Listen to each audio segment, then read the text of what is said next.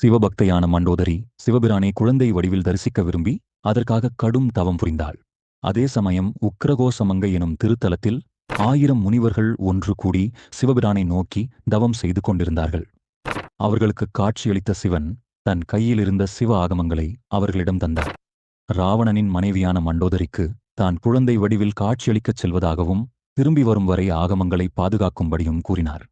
அதோடு குழந்தை வடிவில் செல்லும் தன்னை ராவணன் தொடும் சமயத்தில் அங்கிருந்து மறைந்து ஜோதி வடிவாக இக்கோயில் குளத்தினில் தோன்றி மீண்டும் ஒரு முறை காட்சியருள்வதாக கூறி மறைந்தார்.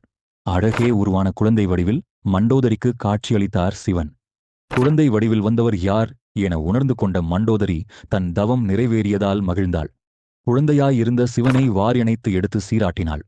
அப்போது அங்கு வந்த ராவணன் அக்குழந்தையின் அழகால் கவரப்பட்டான். அவன் மனதில் எல்லையில்லா ஆனந்தம் ஏற்பட்டது. யாருடைய குழந்தை இது என்று மண்டோதரியிடம் ராவணன் கேட்டான். அதற்கு மண்டோதரி நடந்தவற்றை கூறினாள். சிவனின் பக்தனான ராவணன் மகிழ்வோடு அந்த குழந்தையை தூக்க முயற்சிக்கும் போது சிவன் அங்கிருந்து மறைந்து உத்தரகோஷமங்கை தலத்தின் திருக்குளத்தில் அக்னி பிழம்பாய் தோன்றினார். அவரைக் கண்டு அங்கிருந்த முனிவர்கள் பரவசமடைந்து ஜோதியில் பாய்ந்து நீரில் மூழ்கினர். ஒரே ஒரு முனிவர் மட்டும் இறைவன் கொடுத்த ஆகமங்களை காப்பதே தன் கடமை என சிவனின் கட்டளைக்கு பணிந்து அங்கேயே ஆகமங்களை காத்து நின்றார். அவருக்கு சிவன் தன் உமையவளுடன் விடை மேலமர்ந்து காட்சியருளினார்.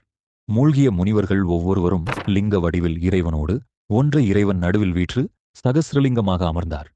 எஞ்சியிருந்த முனிவர் தன் உயிரினும் பெரிதாய் சிவாகமங்களை காத்ததால் அவரை பாண்டிய நாட்டில் மீண்டும் பிறந்து சைவமும் தமிழும் தழைத்தோங்க தொண்டு செய்யுமாறு அருளி மறைந்தார் எம்பெருமான்.